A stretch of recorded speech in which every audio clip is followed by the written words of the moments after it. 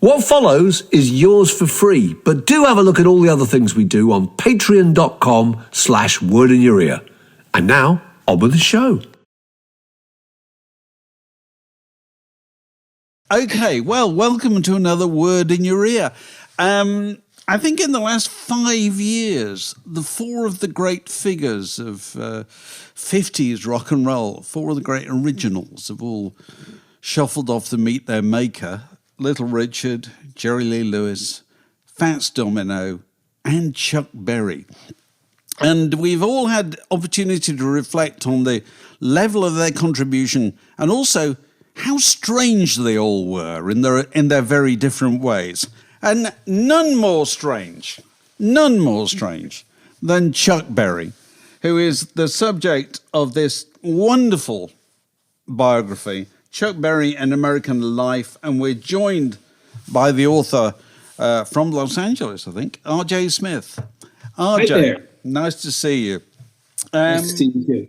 This is presumably the first life of Chuck Berry that's been published since he died. Is that fair enough? That is correct. Yes, indeed. Did you start this when he was still alive? Is this something you've been working on for a long time?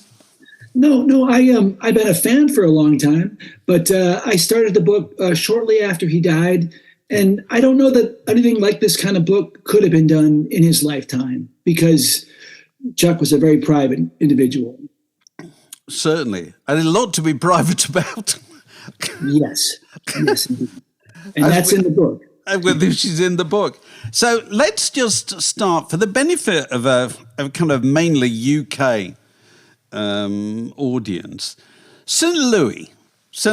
Is it St. Louis or is it St. Louis for a start? St. Louis, I think it's like if you call San Francisco San Fran, which people in LA do, you're the outsider. And to call it St. Louis, same thing. Okay. So that's where he was born and came from. How does that kind of map in terms of American history and geography? In terms of, is it the north or is it the south or where is it? Where does it belong? Well, that's the key question in a lot of ways. St. Louis is right sort of in the middle. They call it the gateway to the west, but it's on the Mississippi River. So it's both north and south. It was kind of played both sides during the Civil War here, for sure. It's in the west. It opens up to the west, but it's in the Midwest. So it's very central, very industrial, very much a 19th century huge city. So all those things are important in Chuck's background as well. St. Louis was maybe the Great Migration from the deep South, African Americans up the Mississippi. From Mississippi, the blues came to Chicago. On the way, it stopped in St. Louis. Right. Now, I read, I don't know if I read this in his autobiography or in some earlier book about him. He always claimed he'd never seen a white man. He was raised in a region of St. Louis which is called the Ville, is that right? Which was the Ville, yes. Which is largely an African-American kind of enclave there. And he always claimed that he'd never seen a white man until one day the fire brigade turned up to put out a fire. It's a good story. Can that possibly be true? Well, Chuck Berry's autobiography is amazingly written. It's a wonderful poetic book. A lot of the details are a little interesting. But that one rings true, if not literally true, symbolically true. It was a middle-class enclave. They had their hard times. It was a depression for sure, but it wasn't like a deep blues kind of background by any means. It was a nurturing community and whites and blacks were in different parts of the city. So he very rarely encountered a white person until he was a teenager, for sure. Right. But he came from, would you describe it as a comfortable background? Or you say it's clearly not a blues background. It's not poor, is it? Right. It's African-American middle class. His mom was a teacher. His dad was a craftsman. So there were hard times. Everybody worked more than one job, probably, but it was not a struggling, scrapping where does tomorrow's meal come from existence. No, sure. He was known to his family as Charles Berry, wasn't he? That continued throughout his life, didn't it? Yeah, he really saw Chuck as a creation, as the pop mask that he wore, and in private, his friends and his family called him Charles. Right. I think you quote somebody's quoted quite early in the book as saying he was a nerd, which is probably before the nerds were invented, I suppose. Well, tell us a bit more about that. Yeah, he wasn't like a book nerd exactly. He was just somebody that maybe tried a little too hard to ingratiate himself. He didn't have that natural flow that people wanted to be around. He wasn't an athlete. He could sing. He loved music and loved talking about the records that they heard at the malt shop across from school. That was a way in. But he struggled with girls, with peers, until music came along. Oh, right. So it's a bit like Bruce Springsteen in that regard, really. Kurt Cobain didn't find a place in life until learned how to play the guitar and impressed everybody. Learned how to play the part. Yeah. But also, it's manifest quite early in his teenage years. He's very reckless. He has a reckless streak, doesn't he? There's something about him that, he wanted to be noticed, and he wanted to be noticed in almost any way he could. He really wanted to get in your face, and in good and bad ways. Yeah, he got in lots of trouble early.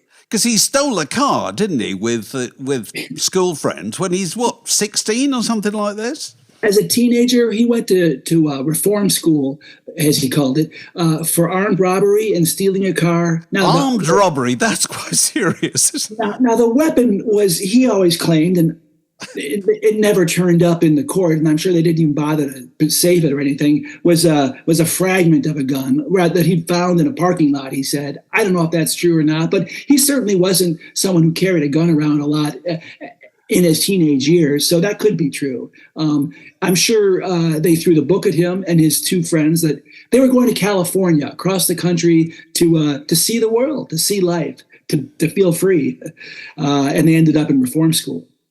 Because California, it plays a huge part in his life all the way through, doesn't it? Because we all know, the famous song, The Promised Land, is all about a journey to California. And he used to claim he was born in San Jose, didn't he? Which he wasn't at all. Yeah. Well, his first song, Maybelline, has a real country feel to it, a Western swing feel. He wanted to cross a lot of lines, and as long as he could, until his picture went everywhere, he didn't mind the public thinking he was white or black, that he was from St. Louis or California, San Jose. He thought San Jose made him sound Latino, I think. So, and he actually in interviews sometimes spoke in a faux Spanish accent. Oh, really? Okay. So he was playing both sides of the kind of racial divide. Absolutely. That music just on the radio, you thought that guy could be like me. Yes, because I think you talk about this. When he starts to develop his singing style and his writing style, he says, I've got it here actually, I stressed my diction so I sounded harder and whiter. Talk about that.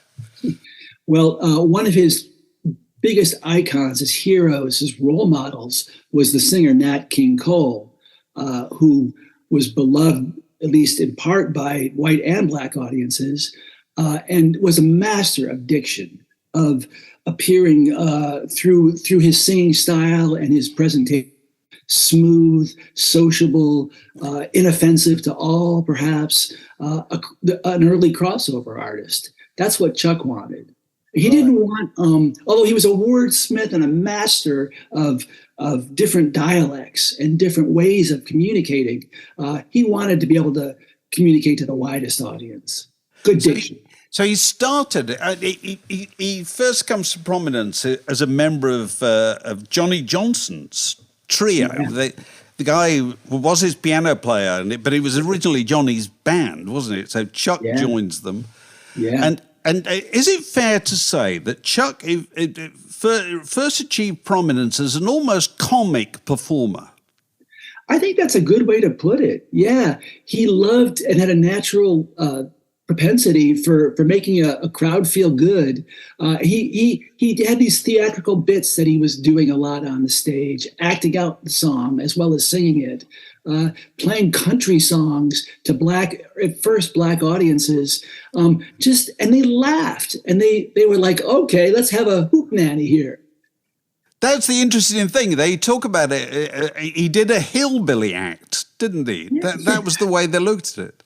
I mean, I think he loved that music for sure, and audience liked it too. But there was also this comic or this play dimension that was confusing and probably freeing somehow. Right. So Maybelline is the first hit. Yeah. And that starts life as a kind of, as you say, a Western swing it was a song called Ida Red, wasn't there, that loads of people used to do? And it was... Yeah. It was a bit like maybe doing a bar band blues song or something that was in the air and being recycled constantly over the years. By the time it came out, it was a Chuck Berry song, but it had its rural roots, its white and black rural roots hanging all over it. Right. So that he goes to Chess in Chicago and makes that record there. And when it comes out, he's not the only person who's credited as being an author of that song, is he? And none of them are the original kind of hillbilly writers. Tell us about the other two. Yeah, well, he was on cloud nine, walking down the street here in the Ville, storefronts playing his song as a national hit. And then when he got a copy of that record in his hands for the first time, he sees his name as a songwriter, but he also sees Alan Freed and a guy named Russ Fratto as songwriters. And who are those two? Yeah.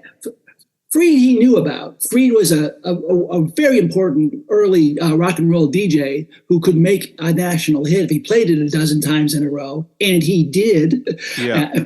And certainly in part, most of all, because it was a great song, but also because he was promised a lot of money if he did, and this was how he was going to get paid with a songwriting credit. Now, Russ Fratto, nobody knew who that was. He was a Chicago gangster figure who played poker with Leonard Chess, owner of Chess Records. Chess was not deep into the mob or anything like that, but it was Chicago. You played poker with your friends, and Russ Fratto was one of them, and Leonard Chess owed him some money. So he ended up, a third or something like that of Maybelline, which even in those days must have been worth having, I would have thought. It would definitely have been a nice thing to have, for sure. Right. So now talk about Chuck's recklessness. The other aspect in which you could say was reckless was his encounters with white women, which were, particularly difficult, obviously, at the time. I think his father had told him, if a white woman looks at you, keep a straight face. Is that right? Yeah, don't talk, keep a straight face, get as far away as you can, and that's how you will survive. But he wasn't like that, was he? He refused. He wanted to show his dad was, I think, afraid. There was a generational thing going on there. But there's something very personal going on, too, that one can never totally get to the bottom of. When you traveled in the Deep South playing these segregated shows in the 50s, there were white and black audiences split in different parts of the theater. After the show, you were surrounded by lots of white fans who wanted to get to know you better. And Chuck loved that.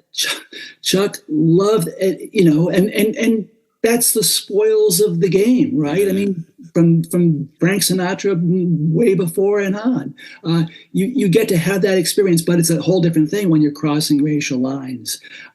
So I think there was a daring and a challenging component to it for Chuck to see what he could prove and get away with. But there was also, a certain putting your neck on the line, risking, your career, your safety. to be caught as he was, caught, pulled over in a car with a white woman in that car. Yeah, yeah. So the famous, the kind of dividing line, I suppose, in Chuck Berry's career comes with the when he's famously, sent to prison for an offence under the so-called Mann Act, which relates to taking people across state lines, doesn't it, for allegedly immoral purposes. You recount that case involving this woman, is it Janice Escalante? Yes. In considerable detail, and it is an extraordinary story, really. That was, he clearly was being madly reckless, as you just talked about there, and that was, and there were definitely huge racial components to his conviction and so forth, You're recounting the story of the judge, who just couldn't deal with him in a civil manner, really. But also, Chuck was sitting there in the courtroom was he reading Life magazine while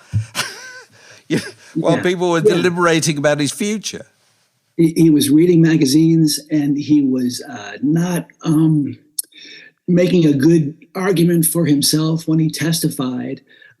He was claiming that Janice Escalante was a 14-year-old Native American girl who Chuck always told him she was of legal age, but she was 14 years old. So on some level, the case was about, but it wasn't about her being 14, and she wasn't looked at as a victim at all. She was looked at as sort of roadkill along the way, so they could get to Chuck Berry. And he said that he picked her up and took her home to St. Louis with him to teach him Spanish. She was part Mexican American and Native American, and he wanted to learn Spanish to sing like Nat King Cole did to Spanish audiences. That's what he said. That's what he said. But anyway, he went to prison. Yes. And one of the points you make in the book, which I never realized is a lot of people didn't know where he'd gone, did they really? It was a very different media landscape. You could sort of disappear for a while, could you? Yes. And the press would largely help you disappear by not getting the details of your case, which are complicated and, get you off your plot line. So he recorded a lot of stuff before he went to prison. He had a year and a half or so to plan for his imprisonment. He recorded a ton. And so there were records somewhat being released while he was, quote unquote, gone. Something else is going on at the time, which is everything is changing. Yeah, absolutely. Yeah. Particularly in the UK, isn't it? Because he comes out of prison 1963, is it 63? I think it is. Yes. And Beatlemania, Britain is full of bands, and they're all playing Chuck Berry songs. Just about all of them are playing Chuck Berry songs, and he's kind of reborn, certainly in the UK, as not a rock and roll performer, but a rhythm and blues performer, because that's the way.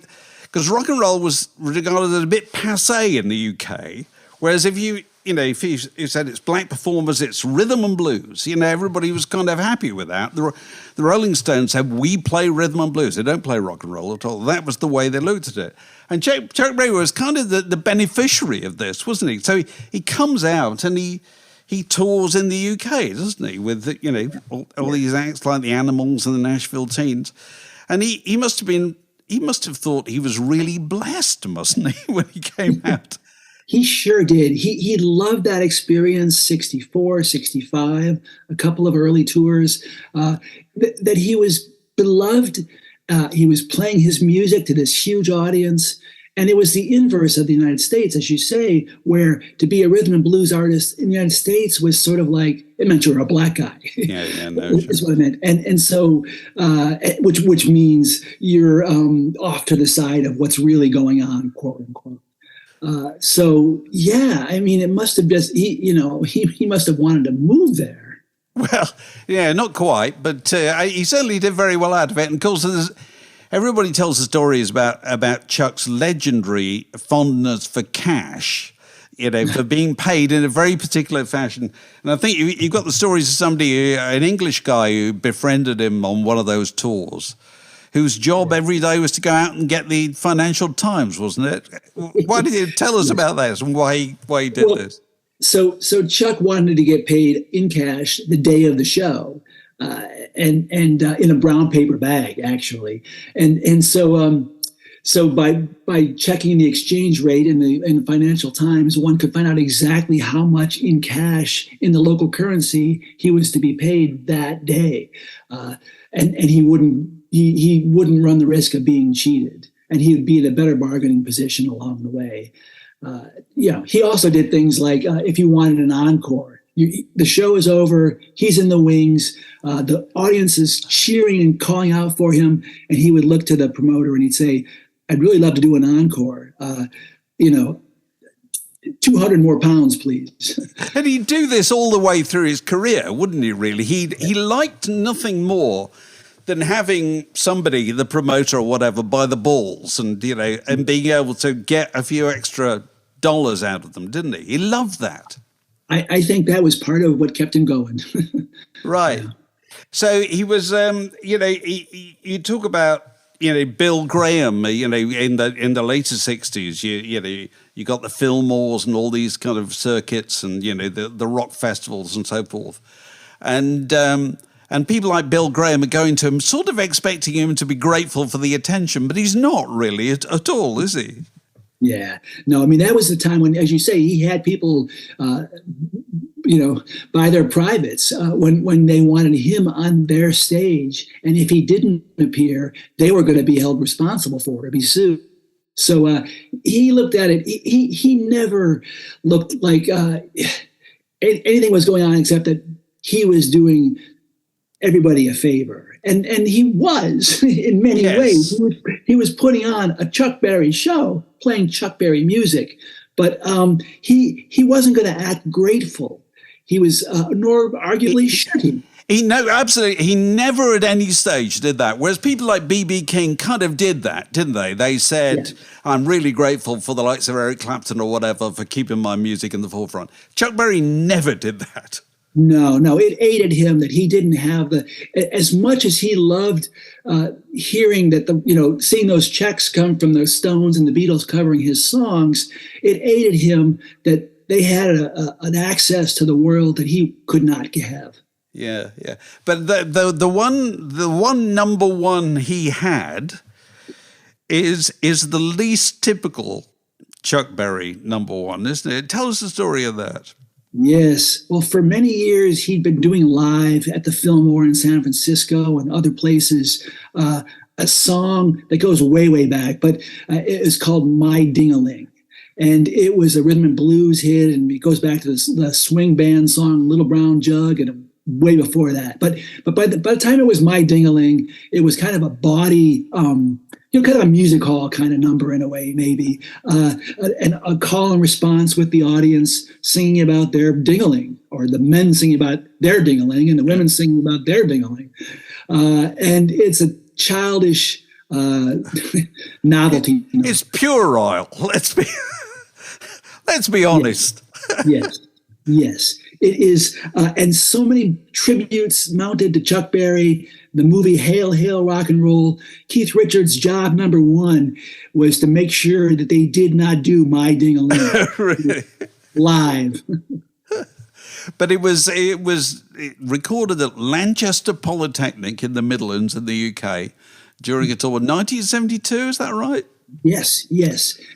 And it was number one in the UK. Was it a big hit in America as well? It was huge in America. It was controversial. There were, as there was where you are, efforts to keep it off the air, and the BBC trying to keep it off the air, and sensible AM stations here trying to keep it off the air. You couldn't stop it, even if you wanted to. So, just moving further forward, there was his tribulations with the legal system were not over, were they, in the 60s? Yeah. Yeah, they returned towards the end of his life, and there's an extraordinary court case, which is it's almost too tawdry for words. The later stuff, but you do recount it there. I mean, he was he was the kind of he was the lord of the local manor, wasn't he? Where he lived. Everybody kind of worked for Chuck, didn't they? One way or another. Tell us about that. He had like a rural compound or a suburban semi-farmland compound outside of St. Louis in a town called Wentzville. It was Berry Park. And there was this vision early on of making sort of a integrated black and white Disneyland country club kind of space. And they had shows there and rock festivals over the years. But it became, by the late 80s, a private kind of a Playboy mansion for Chuck Berry. Yeah. And at Berry Park, he had also, there was a restaurant nearby. He had cameras installed in the restrooms and the dressing rooms of the women's dressing room and restroom. And at Berry Park, he had similar setup, and he got in a lot of trouble for videotapes. Right. It's just it is that kind of, it's that recklessness, isn't it? That he never at any stage kind of went away, and lived behind a high wall where nobody could see what he was doing. It was like, he sort of wanted people to notice him, didn't he?